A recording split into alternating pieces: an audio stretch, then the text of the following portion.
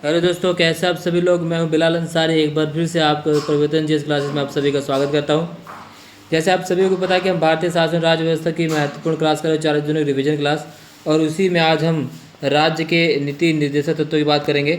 इससे पहले जो हमने मौलिक अधिकार किया था दोस्तों, तो मौलिक अधिकार और नीति निर्देशक के तत्वों में मैं आपको कुछ अंतर बता देता हूँ जो बहुत ही महत्वपूर्ण है। अगर हम मौलिक अधिकारों की बात करें दोस्तों, तो भारतीय संविधान के भाग 3 में इसका उल्लेख किया गया है। और अगर हम नीति निर्देशक तत्वों की बात करें तो ये भाग 4 में बताया गया, इसका उल्लेख किया गया है।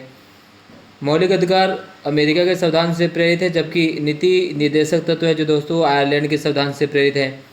और अगर हम इसकी प्रकृति के बारे में बात करें तो मौलिक अधिकार की जो प्रकृति है दोस्तों नकारात्मक है, जबकि नीति निर्देशक तत्वों की जो प्रकृति है वो सकारात्मक है दोस्तों।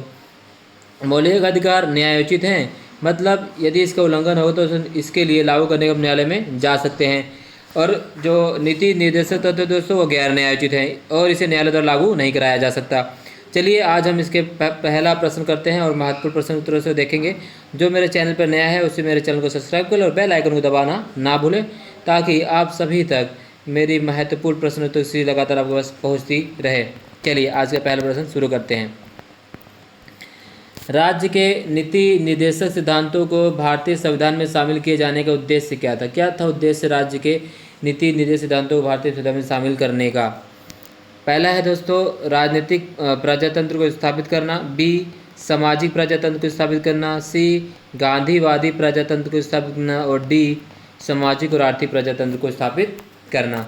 तो इसका जो सही विकल्प है दोस्तों वह है डी। राज्य के नीति निर्देशक सिद्धांतों को भारतीय संविधान में शामिल करने का जो मुख्य उद्देश्य था वो उद्देश्य सामाजिक और आर्थिक प्रजातंत्र को यानी लोकतंत्र को स्थापित करना। अगर हम राज्य के नीति निर्देशक सिद्धांतों की बात करें तो ये जो आयरलैंड के संविधान से प्रेरित लिए गए हैं और सामाजिक और आर्थिक प्रजातंत्र को स्थापित करने का इनका उद्देश्य है। और जिसका संविधान निर्माता की बात करते हैं, ये कल्याणकारी राज्य की स्थापना करते हैं। राज्य के नीति निर्देशक तत्व दोस्तों कल्याणकारी राज्य की स्थापना करते हैं। चलिए अगला प्रश्न देखते हैं।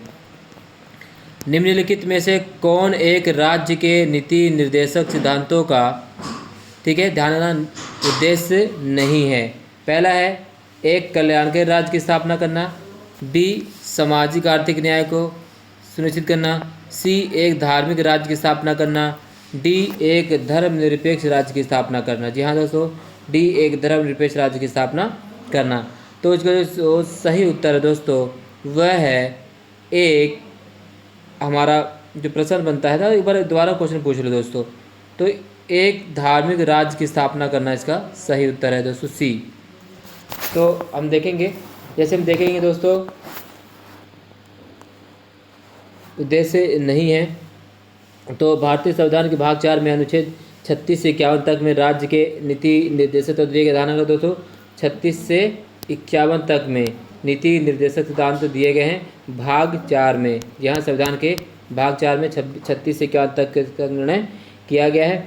और अगर हम इसकी बात करें तो राज्य के नीति निर्देशक सिद्धांतों का वर्णन भारत के संविधान निर्माताओं का लक्ष्य था कि इससे भारत में एक कल्याणकारी राज्य की स्थापना की जाए, ना कि उद्देश्य था धार्मिक राज्य की स्थापना करना। ठीक है दोस्तों, अगला प्रश्न देखते हैं। निम्नलिखित में से कौन सा एक राज्य के नीति निर्देशक तत्वों का उद्देश्य नहीं है? हाँ, कौन सा एक राज्य के नीति निर्देशक तत्वों का उद्देश्य नहीं है? एक है कल्याण के राज्य की स्थापना करना, बी है सामाजिक आर्थिक कल्याण सुनिश्चित करना, सी है अंतर्राष्ट्रीय शांति सुरक्षा की अभिवृद्धि करना और डी है दोस्तों एक धार्मिक राज्य की स्थापना करना। तो राज्य के नीति निर्देशक सिद्धांतों उद्देश्य जो नहीं है दोस्तों है डी एक धार्मिक राज्य की स्थापना करना, इसका उद्देश्य नहीं है। राज्य के नीति निर्देशक तत्व के संविधान के भाग 4 अनुच्छेद 36 में इसका वर्णन किया गया है और इसका उद्देश्य कल्याणकारी राज्य की स्थापना करना है और जिसमें सामाजिक आर्थिक कल्याण सुनिश्चित करना और अंतर्राष्ट्रीय शांति एवं सुरक्षा की वृद्धि करना, इसका उद्देश्य रखा गया है। चलिए अगला प्रश्न देखते हैं।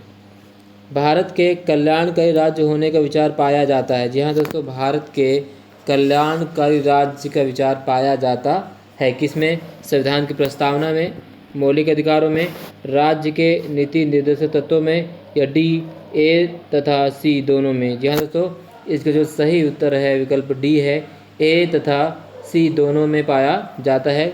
तो क्योंकि जो भारतीय संविधान का उद्देश्य है, चाहे वो संविधान की प्रस्तावना में, चाहे मौलिक और चाहे राज्य के नीति निर्देशक तत्वों दोनों में ये पाया गया है कि कल्याणकारी राज्य की स्थापना होनी चाहिए।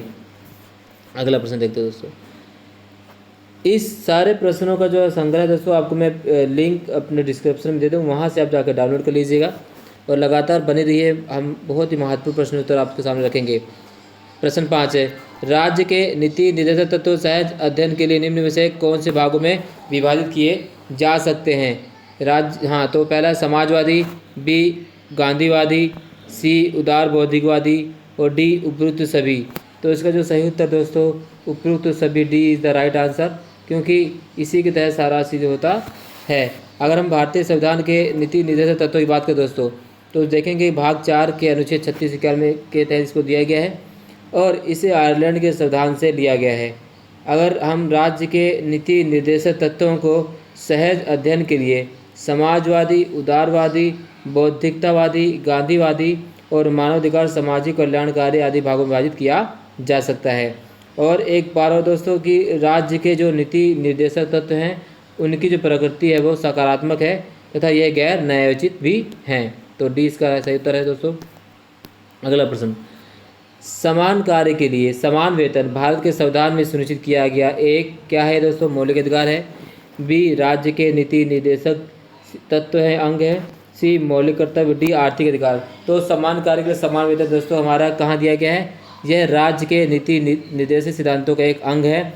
अनुच्छेद 39 क्लोज घ में यह प्रावधान किया गया पुरुष और स्त्री, ध्यान रखना दोस्तों, आर्टिकल 39 घ में यह प्रावधान किया गया है कि पुरुष और स्त्री दोनों का समान कार्य के लिए समान वेतन होना चाहिए। ठीक है, अगला प्रश्न देखते हैं दोस्तों। निम्नलिखित में से कौन है मौलिक अधिकार नहीं है? उत्पीड़न के खिलाफ अधिकार। बी समान काम के लिए समान वेतन। सी कानून के समक्ष बराबरी और डी धर्म पालन की स्वतंत्रता का अधिकार। तो एक मौलिक अधिकार नहीं दोस्तों, वह है हमारा समान काम के लिए समान वेतन मौलिक अधिकार नहीं, ये है राज्य के नीति निर्देशक तत्व जो अनुच्छेद 39 में दिया गया है। अगला दोस्तों, भारत में निम्नलिखित में से किसके अंतर्गत पंचायती राज प्रणाली की व्यवस्था की गई है? तो किसके अंतर्गत पंचायत राज व्यवस्था की प्रणाली की दोस्तों? मौलिक अधिकार के तहत, मौलिक कर्तव्य के तहत, राज्य के नीति निर्देशक सिद्धांत के तहत और डी है चुनाव आयोग अधिनियम। तो इसका जो सही उत्तर है दोस्तों वो है सी, राज्य के नीति निर्देशक तत्वों के सिद्धांतों के तहत पंचायती राज प्रणाली की व्यवस्था की गई है। अगर हम अहम आर्टिकल की बात करें दोस्तों, तो अनुच्छेद 40 में कहा गया है कि पंचायत राज्य के लिए ग्राम पंचायत गठन को प्रावधान दिया गया है अनुच्छेद 40 में, और ये किस में शामिल होता है दोस्तों? 36 से 51 तक राज्य के नीति निर्देशक तत्व। सिंपल। अगला प्रश्न देखते हो दोस्तों, निम्न में से कौन सा अनुच्छेद पंचायत के गठन के लिए राज्य अफसरों को निर्देश देता है? अनुच्छेद 33, अनुच्छेद 48, उपयुक्त में से कोई नहीं और उपयुक्त में से एक से अधिक, डी अनुच्छेद 40 और ई अनुच्छेद 50। तो इसका जो सही उत्तर है दोस्तों वह डी अनुच्छेद 40 इसका सही उत्तर है।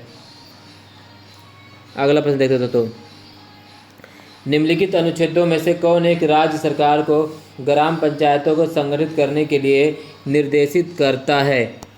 अनुच्छेद 32, अनुच्छेद 48, अनुच्छेद 40, अनुच्छेद 51। तो इसका जो सही उत्तर है दोस्तों अनुच्छेद 40 सी द राइट आंसर। अनुच्छेद 40 ही राज्य सरकार को ग्राम पंचायतों को संगठित करने के लिए निर्देशित करता है और भारतीय संविधान के अनुच्छेद 40 सरकार को ग्राम पंचायतों को संगठित करने के लिए निर्देशित करता है और इसके अनुसार राज्य ग्राम पंचायतों का संगठन करने के लिए कदम उठाएगा और उनको ऐसी शक्तियाँ और प्राधिकार प्रदान करेगा जो उन्हें स्वायत्त शासन की इकाई के रूप में कार्य करने के योग्य बनाने के लिए आवश्यक हों। चलिए दोस्तों अगला प्रश्न देखते हैं। 11वां, राज्य के नीति निर्देशक सिद्धांतों के निम्नलिखित अनुच्छेदों में से कौन सा अनुच्छेद अंतर्राष्ट्रीय शांति और सुरक्षा के संवर्धन से संबंधित है? अनुच्छेद 51, अनुच्छेद 43 का, अनुच्छेद 48 का, अनुच्छेद 41। इसका सही उत्तर दोस्तों हुआ है अनुच्छेद 51 संबंधित है। यह है अंतर्राष्ट्रीय शांति और सुरक्षा से संबंधित, इसका प्रावधान किया गया आर्टिकल 51 में। अगर हम अनुच्छेद 41 की बात करें दोस्तों, 43 की बात करें, 43 का की, तो अनुच्छेद 43 का में कहा गया है उद्योगों के प्रबंधन में कामगारों के भाग लेने का अधिकार। और अनुच्छेद 48 का में कहा गया दोस्तों पर्यावरण तथा संवर्धन और वन तथा वन्य जीवों की रक्षा करना। और अनुच्छेद 41 में कहा गया है दोस्तों कि काम, शिक्षा, लोक सहायता पाने का अधिकार। चलिए अगला 12वां देखते हैं दोस्तों। भारत के संविधान में अंतर्राष्ट्रीय शांति सुरक्षा के अभिवृद्धि का उल्लेख है। कहाँ उल्लेख है? संविधान की उद्देशिका में, राज्य की नीति निर्देशक तत्वों में, मूल कर्तव्यों में और 9वीं अनुसूची में। तो दोस्तों B is the right answer. ये सारे क्वेश्चन बहुत ही महत्वपूर्ण दोस्तों और बहुत ज़्यादा क्वेश्चनों में पूछे गए। 2014 के IAS में पूछा गया था, यूपीएससी एग्जाम में पूछा गया 2014 में। तो कहने मतलब ये लगातार ये पूछे गए प्रश्न दोस्तों और लगातार पूछे जाएंगे। प्रश्नों की प्रवृत्ति नहीं बदलेगी, प्रश्न बदल जाएंगे भले से ही। ठीक है दोस्तों, अगला प्रश्न। संविधान के किस अनुच्छेद के द्वारा उद्योग के प्रबंधन में कर्मकारों की भागीदारी का प्रावधान किया गया है? किस अनुच्छेद में किया गया प्रावधान कामगारों की? अनुच्छेद 43, अनुच्छेद 45, अनुच्छेद 43A और अनुच्छेद 47। तो इसका जो सही उत्तर है दोस्तों अनुच्छेद 43A, C is the right answer. अनुच्छेद 43A में राज्य से यह अपेक्षा करता है कि राज्य उपयुक्त विधान द्वारा या किसी अन्य प्रकार से किसी उद्योग में लगे हुए उपक्रमों एवं अवस्थापनों अथवा अन्य संगठनों के प्रबंधन में भाग लेना सुनिश्चित करने के लिए कदम उठाएगा। चलिए अगला प्रश्न देखते हैं दोस्तों। निम्नलिखित में से कौन संविधान के 42वें संशोधन द्वारा नीति निर्देशक तत्वों में नहीं जोड़ा गया?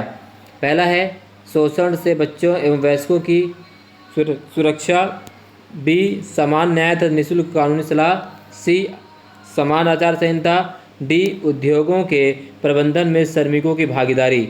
तो इसका जो सही उत्तर है दोस्तों वह समान आचार संहिता को शामिल नहीं किया गया, सी द राइट आंसर।